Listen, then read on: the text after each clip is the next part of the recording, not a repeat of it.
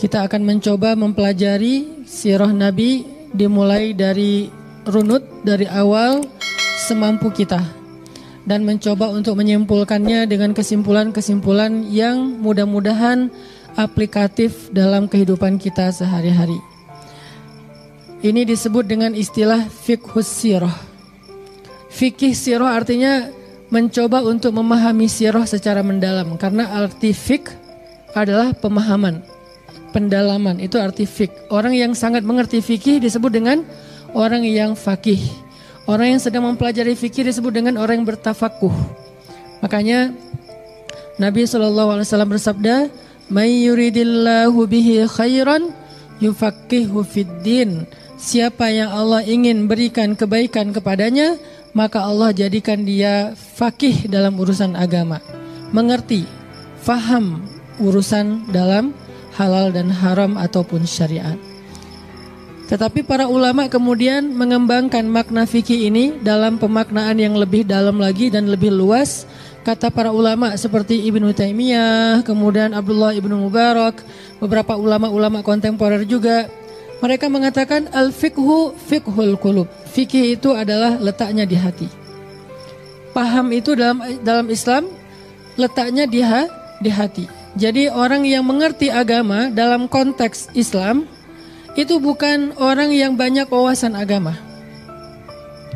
Dia belum tentu menjadi orang yang paling faqih dalam urusan agama. Makanya ketika Nabi mengatakan yufaqihu fiddin, siapa orang yang Allah ingin berikan kebaikan baginya, maka Allah jadikan dia paham agama. Maksud paham agama dalam hadis ini menurut para ulama adalah Allah jadikan agama itu terasa di hatinya. Apa yang Allah halalkan, maka di hatinya menjadi sesuatu yang menyenangkan. Apa yang Allah haramkan, maka di hatinya menjadi sesuatu yang dia benci. Berarti dia menjadi orang yang paham agama. Kalau dia tahu halal dan haram tapi belum bisa menyukai dan membencinya, berarti dia belum mengerti agama, baru tahu agama. Orang yang banyak wawasan tentang agama dalam Islam atau dalam bahasa Arab disebut sebagai orang yang musaqqaf. Arti musaqqaf orang yang berwawasan, tapi bukan faqih, bukan alim. Orang yang alim, orang yang faqih, orang yang hakim. Alim itu artinya berilmu, faqih itu orang yang mengerti, hakim itu orang yang bijaksana dalam agama kita, adalah orang yang merasakan semua ilmu itu di sini, di hatinya. Dalam bentuk rasa. Kalau di hati itu bukan dalam bentuk hafalan, bukan dalam bentuk wawasan, bukan dalam bentuk teori, tetapi dalam bentuk rasa. Termasuk diantaranya rasa takut. Makanya muncul ayat innama yakhsyallaha min ibadihi al-ulama. Sesungguhnya yang takut kepada Allah di antara hambanya orang yang berilmu. Berarti indikasi ilmu dalam agama kita adalah orang yang memiliki rasa takut, bukan yang banyak wawasan, tapi punya rasa takut. Semakin besar rasa takutnya kepada Allah, berarti dia semakin alim sampai ke derajat allamah, orang yang sangat berilmu, karena rasa takutnya luar biasa. Apa indikasi atau ekspresi ketakutannya kepada Allah? Dia meninggalkan dosa, dia takut dengan azab Allah, dia menangis sepanjang malam mengingat dosa-dosanya dan tentang hari kiamat. Ini adalah ekspresi dari rasa takut yang ada di hatinya, dan dia disebut dengan orang yang hakim, orang yang alim, orang yang faqih. Sehingga ketika kita membawa makna fikih ini ke dalam konteks sirah, maka kita mencoba merasakan sirah itu di dalam hati. Bukan sekedar tahu sirah, tapi mengerti sirah. Kalau tahu sirah berarti dia punya sakofah, dia punya wawasan tentang sirah nabawiyah. Tapi kalau mengerti sirah, maka namanya fiqhus sirah. Al-fiqhu fiqhul qulub. Pemahamannya, letaknya ada di dalam hati. Sehingga kita coba rasakan di hati kita, apakah sirah itu sudah membuat rasa di hati kita, membangun rasa di hati kita, mengasah rasa di hati kita atau belum? Rasa apa? Banyak. Rasa cinta kepada Nabi, rasa yakin kepada apa ajaran Nabi, rasa semangat untuk membela dan melanjutkan perjuangan Nabi, dan seterusnya. Banyak rasa yang muncul di dalam hati, sehingga ketika seseorang bertanya tentang benar dan salah kepada Nabi, maka Nabi menjawab dengan kalimat istafti qalbak, tanya ke hatimu. Tanya ke hatimu. Hati siapa ini? Hati orang yang beriman. Karena kalau orang yang belum baik imannya, kalau ditanya ke hatinya, hatinya tidak bisa menjawab karena dia tidak punya apa-apa. Dia tidak punya rasa apapun. Jadi nggak akan bisa ngerasain manis, asin dan segala macam karena emang hatinya belum baik. Orang yang lagi sakit biasanya makan apa aja rasanya hambar kan? Kenapa lagi sakit? Tapi begitu dia sehat, dia bisa ngebedain ini makanan enak, ini apa minumannya manis, ini kurang asin, ini segala macam. Makin dia orang yang apa mungkin mengasah rasa, makin dia tahu. Sama kayak orang yang apa senang kopi. Sampai dia bisa ngebedain satu jenis biji kopi dengan biji yang lain. Bahkan dia bisa menyebut bahwa di perkebunan kopi itu di sekelilingnya ditanamin apa. Dengan istilahnya aftertaste-nya. Dia minum kopi, udah ketelan kopinya, baru dia bilang aftertaste-nya adalah misalnya apa gitu. Durian lah apa, ya. Mungkin sekelilingnya ada pohon durian, di sekelilingnya ada stroberi, di sekelilingnya ada yang sering tuh apa kacang-kacangan segala macam. Dia bisa menyebutkan aftertaste-nya. Kalau buat saya minum kopi nggak ada aftertaste-nya ya, sama aja semua. Aftertaste-nya manis karena kebanyakan gula misalnya ya. Karena kenapa? Rasa saya belum terasa seperti seorang penikmat kopi sejati. Ternyata hati kita juga kayak gitu. Ketika hati ini diasah terus-terusan dengan ketakutan kepada Allah, dengan cinta kepada Nabi, dengan halal dan haram terus diasah lewat tajdidul iman, lewat pembaharuan iman di dalam majelis ilmu, nanti hati itu akan berfatwa. Hati itu akan berfatwa. Hati itu akan mengeluarkan pendapat. Saya nggak suka, itu pendapat hati, itu fatwa hati. Saya nggak suka dengan ini. Saya suka dengan itu. Berarti dia sudah berfatwa. Hati itu sudah mengeluarkan nasihat. Sehingga ketika seseorang mukmin bertanya kepada Nabi tentang kebenaran, maka Nabi menjawab, istafti qalbak, minta fatwa kepada hatimu, minta nasihat kepada hatimu, minta pendapat dari hatimu. Nanti hatinya yang akan menjawab dengan rasa suka dan tidak. Tapi hati yang bisa berfatwa itu harus punya kedudukan yang bagus. Karena seseorang bisa berfatwa setelah dia jadi mufti kan. Ulama baru bisa ngeluarin fatwa kalau dia udah jadi seorang mujtahid. Ilmunya udah banyak, baru dia bisa berfatwa. Hati juga akan bisa berfatwa ketika dia memiliki kedudukan yang baik. Karena sering diasah, dilatih, dia ahli ibadah. Sehingga akhirnya hati itu akan menuntun kita dalam fatwa-fatwa kebaikan. Dia akan mengatakan jangan ini, saya nggak suka. Akhirnya dengan sendirinya kita menjauh dari sesuatu yang tidak disukai hati. Apa yang tidak disukai hati? Apa yang tidak disukai oleh Allah SWT. Berarti hatinya sudah dituntun oleh Allah. Matanya sudah dituntun oleh Allah. Tangannya sudah dituntun oleh Allah. Makanya balik lagi kepada konteks sirah. Kita pengen belajar sirah itu bukan sekedar wawasan tentang sirah Nabi. Itu udah banyak ustadz yang menyampaikan. Dan mungkin datanya lebih banyak daripada yang saya sampaikan. Yang kita pengen sekarang adalah fiqhus sirah. Memahami sirah dengan hati. Sampai memunculkan rasa. Sampai memunculkan selera. Sampai memunculkan tes. Sampai akhirnya dengan selera, rasa, dan tes itu terbentuklah behavior, perilaku, atau dalam bahasa yang lebih umumnya akhlak. Itu tujuan kita belajar sirah nabawiyah. Kalau dengan membaca sirah nggak bertambah yakin di dalam hati kita, berarti sirah itu belum jadi fikih. Baru jadi apa? Saqafah, baru jadi wawasan. Berarti kajian kita tidak disebut dengan sekedar tafakuh, tetapi mungkin kajian kita baru taskif, baru penambahan wawasan. Makanya kita berharap belajar sirah kita itu muncul rasa di hati kita. Seperti rasa yang dirasakan oleh para sahabat. Cintanya sahabat kepada Nabi.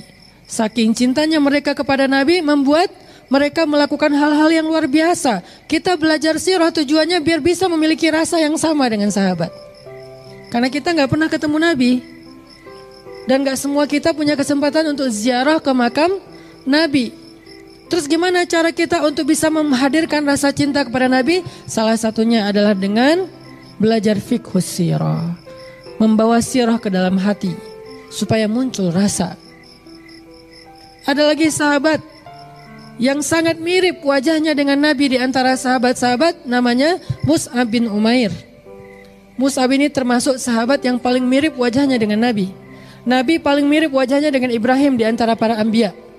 Jadi para anbiya ini ada kemiripan satu dengan yang lain. Nabi Muhammad di antara para nabi paling mirip itu dengan Nabi Ibrahim secara wajah. Kalau di antara sahabat yang paling mirip dengan Nabi Muhammad secara wajah adalah Mus'ab bin Umair. Sehingga dalam peperangan yang paling berat bagi kaum muslimin dalam sejarah Nabi, yaitu perang Uhud, ketika kaum muslimin sedang dikepung oleh orang-orang kafir yang waktu itu salah satunya Khalid dan Abu Sufyan, keduanya belum masuk Islam. Mereka mengejar di mana Muhammad. Yang mereka incar cuma satu orang, Muhammad. Mereka ingin membunuh Nabi. Khalid mengejar Nabi, Abu Sufyan mengejar Nabi, Ikrimah marah banget atas kematian ayahnya di perang Badar, mengejar Nabi. Walaupun waktu suatu saat Ikrimah akan jadi pembela Nabi. Yang jelas semuanya ngincar Nabi. Semuanya tertuju di mana Muhammad, di mana Muhammad, di mana Muhammad. Kalau mereka bisa membunuh Nabi, maka selesailah segala urusan. Tiba-tiba muncullah Mus'ab bin Umair, berpenampilan persis seperti Nabi.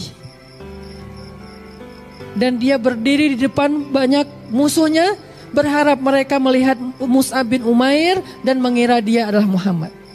Dan benar, ternyata ketika mereka melihat Mus'ab bin Umair, mereka mengatakan itu Muhammad, itu Muhammad. Akhirnya Mus'ab bin Umair diserang oleh sekian banyak musuh, dan akhirnya di dalam tubuh Mus'ab bin Umair ada puluhan bekas sayatan pedang, tombak dan seterusnya. Maka syahidlah Mus'ab bin Umair menjelma seolah-olah dia adalah Rasulullah SAW. Di lisannya ketika dia sedang sakit keras, saat dia dibacok rame-rame, dia mengatakan, wa ma Muhammadun illa rasulun qad khalat min qablihi rusul afa immata aw in qutila in qalabtum ala aqabikum. Muhammad itu adalah Rasulullah dan telah diutus kepada kalian sebelumnya rasul-rasul seperti dia. Dan apakah jika dia mati atau terbunuh kalian akan kembali kufur seperti dahulu? Sengaja Mus'ab membaca ayat ini agar mengatakan bahwa seolah-olah jika Muhammad hari ini mati, padahal dia bukan Muhammad. Sehingga orang-orang kafir merasa yakin sekali sedang membunuh Muhammad. Setelah itu kemudian mereka berteriak, Muhammad telah terbunuh, Muhammad telah terbunuh. Karena Mus'ab sudah terbunuh. Mus'ab bin Umair, begitu cintanya dia kepada Nabi sampai rela menggantikan tempat Nabi agar dia menjadi sasaran musuh dan Nabi selamat dalam perang Uhud. Cinta. Ini namanya fikih, punya rasa yang kuat. Abu Bakar As-Siddiq ketika Nabi SAW membacakan ayat di dalam Haji Wada, "Idza jaa nasrullahi wal fath wa ra'aitan nasa yadkhuluna fi dinillahi afwaja." Sebagian riwayat mengatakan al-yauma akmaltu lakum dinakum wa atmamtu alaikum ni'mati. Yang jelas ayat kemenangan. Para sahabat bertakbir, Allahu Akbar, Allahu Akbar. Ayat ini pertanda bahwa Islam sudah dimenangkan oleh Allah. Islam sudah eksis, Islam sudah mendapatkan kejayaan. Mereka semua bertakbir kecuali satu orang, Abu Bakar As-Siddiq yang menangis. Lalu Umar, sahabat dekatnya Abu Bakar bertanya, ya Abu Bakar, malham. Wahai Abu Bakar, kenapa kamu bersedih? Kenapa kamu menangis ketika kami bersenang dan merasa bahwa ini adalah ayat kemenangan? Abu Bakar mengatakan, ayat ini memang ayat kemenangan, tetapi di dalamnya juga ada sebuah pertanda. Apa pertanda wahai Abu Bakar? Kata Abu Bakar, seandainya Islam sudah Allah menangkan, Islam sudah Allah sempurnakan, maka tugas Nabi sudah selesai. Kalau tugas Nabi sudah selesai, itu pertanda sebentar lagi Nabi akan kembali kepada Allah Subhanahu wa taala. Sehingga seluruh para sahabat ikut menangis setelah itu. Kenapa Abu Bakar punya kepekaan yang luar biasa? Karena dia cinta sama Nabi. Fikih, punya rasa cinta. Dalam kisah yang lain di dalam Gua Sur, dan kita tahu ceritanya, ketika Nabi dan Abu Bakar bersembunyi di dalam Gua Sur, dikejar-kejar oleh orang-orang kafir Quraisy sebelum mereka berhijrah. Waktu itu Nabi sudah lelah dan kemudian Nabi tertidur di dalam Gua Sur di sebelah Abu Bakar. Abu Bakar dalam keadaan gelisah menjaga Nabi. Jangan sampai Nabi tersakiti, jangan sampai Nabi kemudian dibunuh, jangan sampai Nabi terancam. Dalam kondisi seperti itu tiba-tiba Abu Bakar melihat di dalam gua Sur itu banyak lubang. Ditutupin satu persatu lubangnya oleh Abu Bakar. Kenapa? Takut keluar binatang-binatang yang akan menyakiti Nabi. Ditutupin semuanya. Tapi Abu Bakar lupa ada satu lubang lagi di bawah tempat duduknya yang belum dia tutup, dan tiba-tiba dari lubang itu keluarlah seekor ular. Ular berbisa, berwarna hitam, keluar dari lubang itu. Ketika melihat ada ular berwarna hitam berbisa keluar dari lubang itu, langsung sama Abu Bakar lubangnya ditutup dengan tangannya. Gak sempat berpikir, karena dia takut ketika dia sedang nyari-nyari batu untuk menutupi lubang, ular itu sudah keluar dan akan menyengat Nabi. Daripada Nabi disengat, maka dia tutuplah lubang itu dengan tangannya. Abu Bakar As-Siddiq tidak berpikir panjang dan dia tahu resikonya. Ketika ditutup dengan tangannya, ular ini menyengat tangannya Abu Bakar sehingga Abu Bakar tersengat. Tangannya menjadi biru, kehitam-hitaman. Ditahan sama Abu Bakar, nggak dilepaskan. Terus ular itu terus menggigit Abu Bakar dan Abu Bakar tidak mau melepaskan tangannya dari lubang tersebut. Sampai kemudian saking nggak tahannya lagi, Abu Bakar mengeluarkan air mata. Abu Bakar tidak mau berteriak, takut Nabi bangun, takut Nabi terjaga, takut Nabi kaget. Sehingga Abu Bakar menahan rasa sakitnya dan tidak bersuara. Tapi karena saking sakitnya, air mata Abu Bakar keluar. Abu Bakar keluar, air matanya jatuh tepat di pipinya Nabi. Nabi bangkit dari tidurnya, sadar, melihat Abu Bakar wajahnya sudah merah, tangannya sudah kehitam-hitaman. Nabi bertanya, ya Abu Bakar, apa yang terjadi? Apa yang terjadi? Abu Bakar sambil tetap menutup lubang itu mengatakan, ya Rasulullah, ada ular di dalam ini dan aku takut menyengatmu, maka aku tutup dengan tanganku. Istirahatlah ya Rasulullah, istirahatlah. Rasulullah kemudian mengambil tangan Abu Bakar. Kemudian dengan nama Allah Nabi mengusap tangan itu dan menjadi sembuh. Tetapi Abu Bakar tidak pernah mengira suatu saat dia akan mendapatkan mukjizat itu. Kalau mengira nanti juga akan sembuh diusap sama Nabi, mungkin gak ada pengorbanan ya. Kalau kita masih berpikir ada Nabi bentar lagi dapat mukjizat. Enggak, Abu Bakar tidak pernah mengira itu. Mungkin dia bisa aja mati dengan kondisi seperti itu. Tapi inilah pengorbanan. Muncul rasa yang luar biasa. Setelah kejadian itu, Nabi dan Abu Bakar melakukan perjalanan hijrah. Sepanjang perjalanan, Abu Bakar jadi orang yang paling gelisah terhadap keselamatan Nabi. Kadang dia berjalan di depan Nabi, kadang di belakang Nabi, kadang di sisi kanan Nabi, kadang di sisi kiri Nabi. Terus muter. Nabi bertanya, ya Abu Bakar, kenapa kamu sekali kanan, kiri, belakang, depan? Apa yang kamu lakukan ya Abu Bakar? Ya Rasulullah, saya takut terhadap musuh-musuh yang ingin mencelakaimu ya Rasul. Ketika saya berada di depanmu, saya berharap ketika musuh memanahmu dari depan, biar saya yang kena panah, jangan engkau ya Rasul. Tapi ketika saya berada di depan, saya khawatir ada musuh di belakang, maka saya lari ke belakang. Ketika saya di belakang, saya merasa khawatir ada musuh di sisi kanan, saya ke kanan, saya ke kiri. Karena saya selalu berharap seandainya ada musuh yang menyerangmu, biarlah saya yang kena, jangan engkau ya Rasul. Pengorbanan yang luar biasa. Masih banyak lagi cerita-cerita sahabat yang habis-habisan untuk Nabi, termasuk ada seorang perempuan namanya Ummu Umarah. Julukannya Hamra'ul Asad. Kenapa dikasih julukan Hamra'ul Asad yang artinya singa merah? Karena seluruh tubuhnya berdarah. Kenapa disebut singa? Karena dia pejuang mujahidah prajurit Nabi dalam perang Uhud yang di tubuhnya ada 36 bekas bacokan pedang, tombak dan panah. Dibacok sampai 36 bacokan di tubuhnya. Kenapa? Dia menyerahkan tubuhnya untuk jadi tamengnya Nabi SAW bersama Abu Bakar berdua. Ketika Nabi tinggal sendiri di tengah-tengah musuh dan kaum muslimin sudah mundur di perang Uhud, maka Ummu Umarah bersama Abu Bakar melihat Nabi sendiri tidak ada yang melindungi, langsung berdua terjun menjadikan tubuh mereka berdua sebagai tameng Nabi, sehingga luka mereka sama-sama memiliki luka yang sangat banyak di tubuhnya. Ummu Umarah. Ketika selesai perang Uhud, kaum muslimin sedang dirawat di beberapa tenda. Ada tenda laki-laki, ada tenda perempuan. Nabi juga waktu itu kan ada bekas luka di kening beliau, kemudian geraham beliau juga kena tombak. Nabi juga luka-luka, bukan enak-enakan saja. Nabi memeriksa pasukan Islam di tenda laki-laki. Di antara mereka ada yang terluka, ada yang sudah syahid seperti Hamzah, Mus'ab yang syuhada. Setelah selesai memeriksa pasukan laki-laki, Nabi pergi ke pasukan perempuan, ke tenda perempuan. Ketika Nabi pergi ke tenda perempuan, Nabi memberi salam, Assalamualaikunna, keselamatan bagi kalian wahai perempuan. Di dalam tenda itu Ummu Umarah sedang dirawat dengan 36 bekas luka, berdarah seluruh tubuhnya. Banyak luka-luka sayatan pedang itu yang belum dijahit, menganga, terbelah kulit atau dagingnya. Dalam kondisi sedang luka parah, Ummu Umarah setengah sadar setengah pingsan, mendengar Nabi memberi salam, Assalamualaikum, keselamatan bagi kalian. Ummu Umarah seperti orang yang tiba-tiba sehat langsung berdiri menjawab salam, Waalaikumsalam ya Rasulullah. Masuklah ya Rasulullah, masuklah. Ummu Umarah menutup badannya supaya menutup aurat, Nabi masuk. Lalu Nabi bertanya kepada Ummu Umarah, bagaimana keadaanmu wahai Ummu Umarah? Karena masih banyak bekas terlihat darah, tapi lukanya ditutup sama Ummu Umarah, termasuk di wajahnya. Bagaimana keadaanmu wahai Ummu Umarah? Bagaimana keadaanmu wahai Ummu Umarah? Ummu Umarah tersenyum mengatakan, saya sehat ya Rasulullah selama engkau sehat. Padahal luka-lukanya belum dijahit, masih banyak yang masih menganga. Tapi dia tersenyum mengatakan, saya sehat ya Rasulullah, jangan khawatirkan saya. Bagaimana Rasul? Bagaimana Rasul? Saya enggak apa-apa ya Rasulullah. Kemudian Rasul memanggilnya dengan panggilan Hamraul Asad, perempuan yang dijuluki dengan singa yang berwarna merah. Cinta. Sehingga pengorbanan mereka, pembelaan mereka kepada Nabi itu luar biasa. Ini namanya fikih. Al-fiqhu fiqhul qulub.